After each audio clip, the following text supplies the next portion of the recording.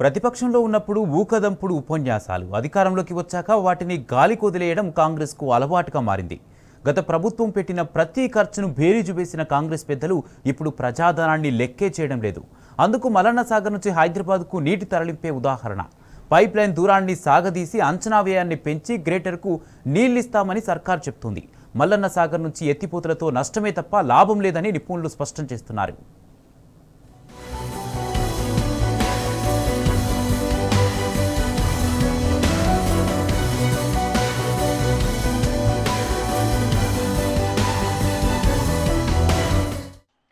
హైదరాబాద్ మహానగర తాగునీటి కోసం కాళేశ్వర జలాలను తరలించేందుకు కేసీఆర్ ప్రభుత్వం గతంలోనే నిర్ణయించింది. కొండపోచమ్మ సాగర్కు 24 కిలోమీటర్ల దూరంలో ఉన్న గన్పూర్ వరకు నీటిని తరలించవచ్చని అంచనాలు రూపొందించింది. ఈ అంచనాల ప్రకారం 10 టీఎంసీల తరలింపునకు 1006 కోట్లు ఖర్చవుతుంది. అదే 20 టీఎంసీలు తరలించాలంటే 2012 కోట్లు అవుతుంది. కానీ తాజాగా రేవంత్ రెడ్డి ప్రభుత్వం 24 కిలోమీటర్ల దూరంలోని కొండపోచమ్మ సాగర్ను పక్కన పెట్టింది. 50 కిలోమీటర్ల దూరంలోని మల్లన్న సాగర్ నుంచి షామిరిపేట సమీపంలోని గన్పూర్ వరకు కాళేశ్వర జలాలను తరలించాలని నిర్ణయించింది. అంటే 26 కిలోమీటర్ల దూరం వరకు పైప్ లైన్ను పొడిగించారు. అంతేకాకుండా మల్లన్న సాగర్కు మార్చడం వల్ల 100 మీటర్లకు పైగా నీటిని మోటార్లతో ఎత్తిపోయాల్సి వస్తుంది. ఒకవైపు పైప్ లైన్ పొడవు పెరిగి లిఫ్ట్ భారీగా పెరగడంతో అంచనా వ్యయం 2000 కోట్ల నుంచి దాదాపు 3 రెట్ల వరకు పెరిగినట్లు తెలుస్తోంది. కాగా కొండపోచమ్మ సాగర్ నుంచి నీళ్లు తీసుకున్నా, మల్లన్న సాగర్ నుంచి తీసుకున్నా గ్రేటర్కు వచ్చే ప్రయోజనం ఒకటే.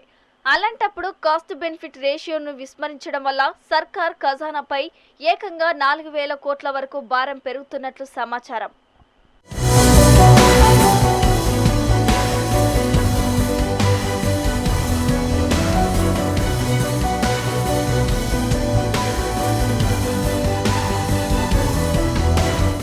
హైదరాబాద్ మహానగరానికి భవిష్యత్తులోనూ మంచినీటి సమస్య తలెత్తకుండా ఉండటంతో పాటు మురికి కూపంగా మారిన మూసీని ప్రక్షాళన చేసేందుకు గోదావరి జలాలను తరలించాలని గత కేసీఆర్ ప్రభుత్వమే నిర్ణయించింది. ఇందుకోసం అన్ని వెసులుబాట్లతో పాటు 30 టీఎంసీల కేటాయింపును కాళేశ్వరం ప్రాజెక్టు డిపిఆర్లోనే పొందుపరిచారు.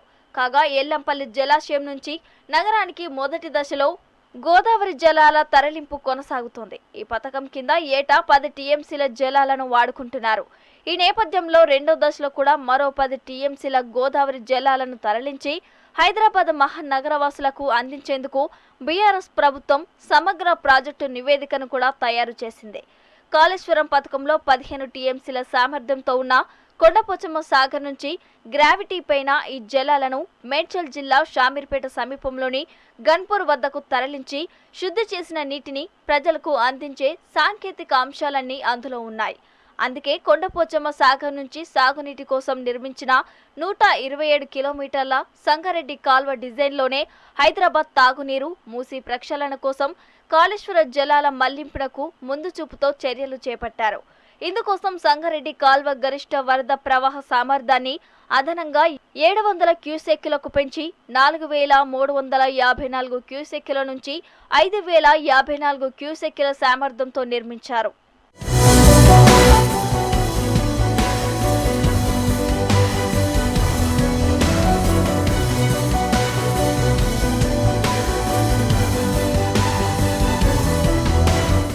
రేవంత్ ప్రభుత్వం మాత్రం గ్రావిటీ ద్వారా నగరానికి రెండో దశ గోదావరి జలాల తరలింపు పథకాన్ని పక్కన పెట్టింది. అయితే ఇంతకంటే మెరుగైన డిజైన్, తక్కువ వ్యయంతో పథకం రూపకల్పన చేస్తే బాగుండేది. కానీ గ్రావిటీని కాదని ఎత్తిపోతల డిజైన్ను ఎన్నుకోవడమే కాకుండా పైప్ లైన్ దూరాన్ని, అంచనాలను పెంచింది. పైగా జలమండలిపై అదనంగా కరెంటు ఖర్చును కూడా మోపుతోంది. 24 కిలోమీటర్ల దూరంలోని కొండపోచమ్మ సాగర్ నుంచి కాకుండా 50 కిలోమీటర్ల దూరంలోని మల్లన్న సాగర్ నుంచి 15 టీఎంసీలు తరలించాలని తొలుత నిర్ణయించి ఈ మేరకు 5560 కోట్లతో జీవో కూడా జారీ చేశారు. తాజాగా ఇప్పుడు 20 టీఎంసీల తరలింపు కోసం అంచనా వ్యయాన్ని ఏకంగా 7300 కోట్లకు పెంచారు. ఇందుకోసం మల్లన్న సాగర్ నుంచి 3000 డయా చొప్పున 2 వరుసల పైప్ లైన్ వేయాలని నిర్ణయించారు. కాగా గన్పూర్ నుంచి జంట జలాశయాలకు 5 టీఎంసీల తరలింపునకు ఉజ్జాయింపుగా 1300 కోట్ల వరకు ఖర్చవుతుందని, మిగిలిన 6000 కోట్లు మల్లన్న సాగర్ నుంచి గన్పూర్కు 20 టీఎంసీల కాళేశ్వర జలాల తరలింపునకు ఖర్చవుతుందని రిటైర్డ్ ఇంజనీర్ తెలిపారు.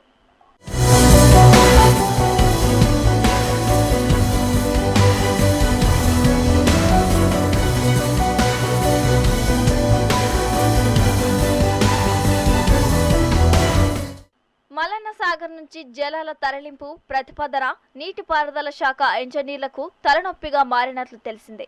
ఈ పథకాన్ని జలమండలి చేపడుతున్నప్పటికీ మల్లన్న సాగర్, కొండపోచమ్మ సాగర్ నీటిపారుదల శాఖ పరిధిలోకి వస్తాయి. కేసీఆర్ హయాంలో కొండపోచమ్మ సాగర్ నుంచి నీటిని తీసుకునేందుకు డిజైన్ రూపొందించగా ఇప్పుడు మల్లన్న సాగర్ కు మార్చారు. దీంతో మార్పు కారణాలను అందించాలని ప్రభుత్వం సూచించినట్లు తెలిసింది. గతంలో కొండపోచమ్మను సమర్థించిన నీటిపారుదల శాఖ ఇప్పుడు మల్లన్న సాగర్ను సమర్థించాల్సి ఉంటుంది. దీనిపై ఇంజనీర్లు మల్లగుల్లాలు పడుతున్నట్టు తెలిసింది. అటు మల్లన్న సాగర్ నుంచి నీటి తరలింపులో ప్రభుత్వం కాస్ట్ బెనిఫిట్ రేషియోను విస్మరించడం వల్ల ఖజానాపై ఏకంగా 4000 కోట్ల వరకు భారం పెరుగుతున్నట్లు తెలుస్తోంది.